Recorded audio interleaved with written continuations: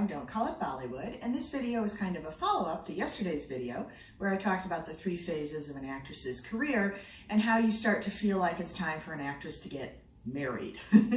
So today I want to sort of fill in the gaps of why an actress has to get married or move past the peak of her career at age 35, why she can't last as long as a hero, why she can't have the same kind of career that a male star can have. This is something that I've been thinking about a lot. Every time an article comes out that complains about how short actresses' careers are, how young actresses are that are cast against heroes, and so on and so forth, I start thinking about, yeah, but I don't think this is something that can be changed overnight, and I don't think it's something that can be changed at the moment that an actress is being cast. So here's how I see it. If you're a male star starting out, you start out kind of the same. You have minimal experience, you get your big break role, you work hard in a bunch of movies. The same thing happens to a female star.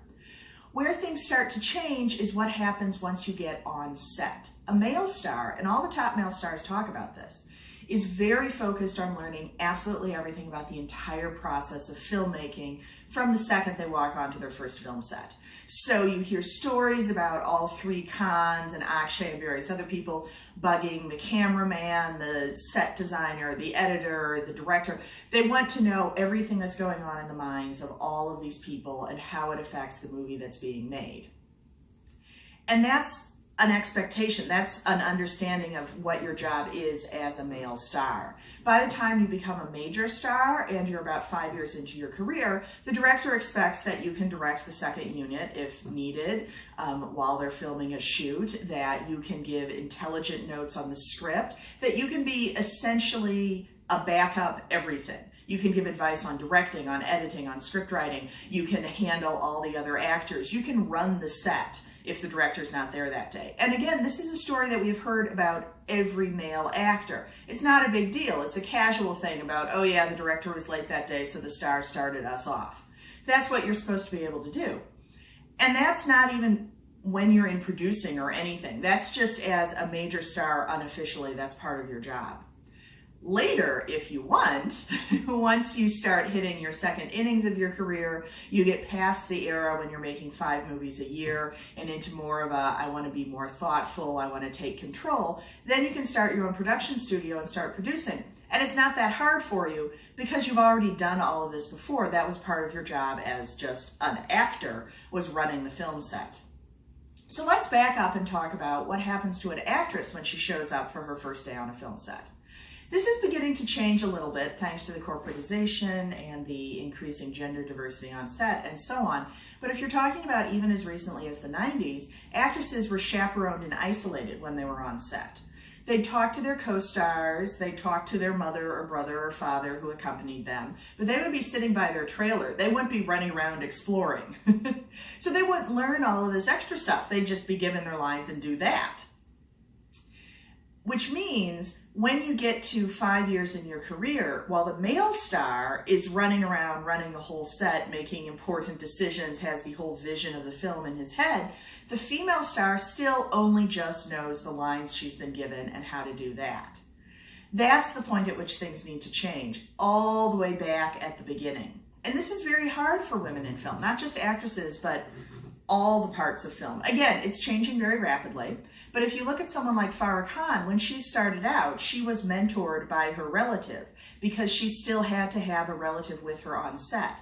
Not just as some sort of ephemeral social something, but as a basic matter of safety. It's dangerous being the only woman in a workplace, in any workplace, and it's useful if you have someone there that you can count on to protect you, a relative, a good friend, anybody like that. So Farah had her uncle, and now Farah performs that same function for a whole variety of young technicians.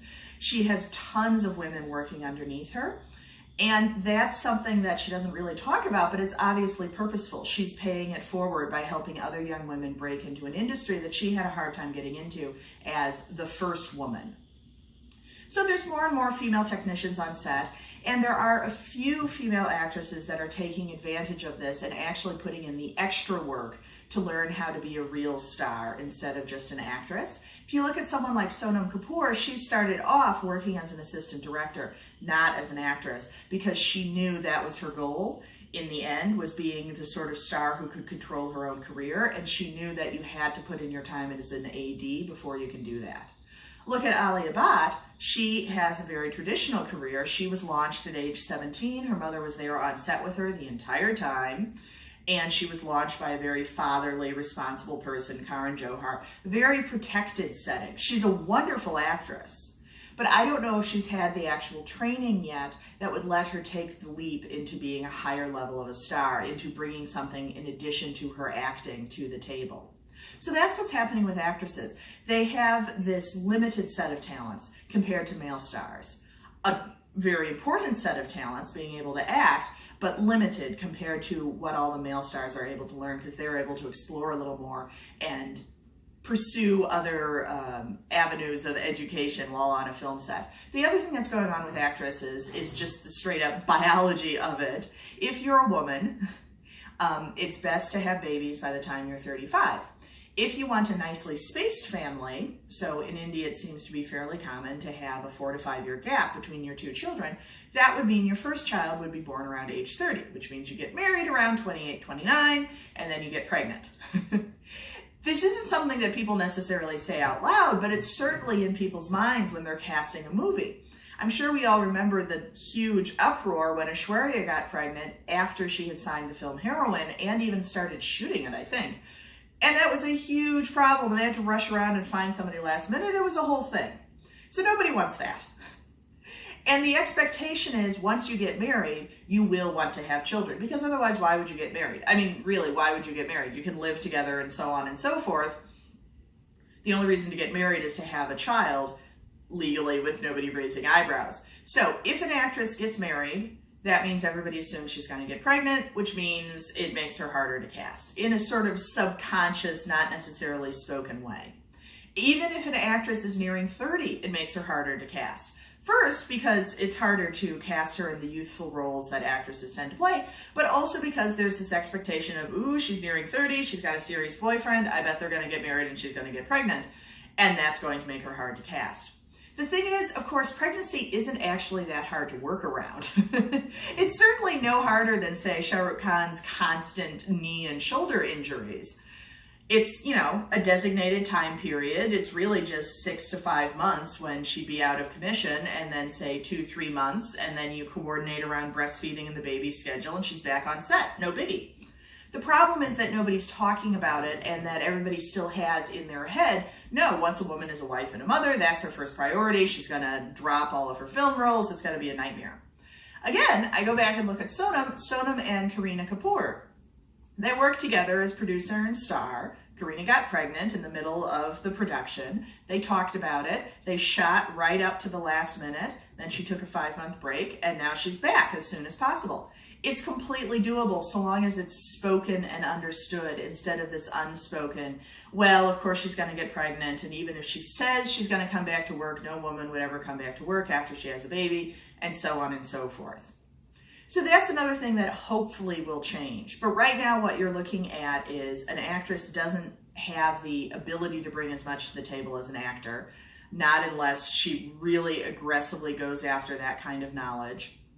And an actress has a built-in timeline on her career in the minds of producers and directors who just assume a woman is going to get pregnant after she turns 30, and after she gets pregnant, she will no longer be available to work. So that's why actresses have this abbreviated career and this very different sort of career. That's more sort of glamour doll to serious actor for a few years to offbeat actor who only works every once in a while after marriage. It's not even necessarily a worse career than the stars. Because if you look at the stars, they're stuck at that you have to stay on top point for like 20 years if you're a male star. And that, again, means you're doing the second unit directing, you're sitting in the editing bay, you're helping write the script, you're doing all kinds of extra stuff that women don't have to bother with. And you're not allowed to just be an actor or just be an artist. There's a lot more to it. So I have to wonder, if you're a male star, maybe sometimes you're looking at someone like Kareena Kapoor thinking, oh, that looks kind of nice. She had 10 years of doing really great roles and being a top actress, and then she was able to step back and go a little more slowly and focus on her art and do what she wanted, and nobody judged her for it. Of course, it's also still terribly unfair, and these are the reasons that a woman can never be a fully top star, and it's very hard for her to be a top director, top editor, top anything else. But there are pluses and minuses to both systems. Anyway, that's how it looks to me. A woman doesn't fail to become a star and a director when she shows up on set. She fails way back when she shows up for her first movie and is not given the opportunity to learn that male stars are. And a woman has an abbreviated career because there's this unspoken assumption that after she turns 30, she's going to get married and have babies, and we don't want to hire her and risk her getting pregnant. If you agree, if you disagree, anything at all, leave me a comment. There's a link to the related post right below. Hope to hear from you there. Thanks. Bye.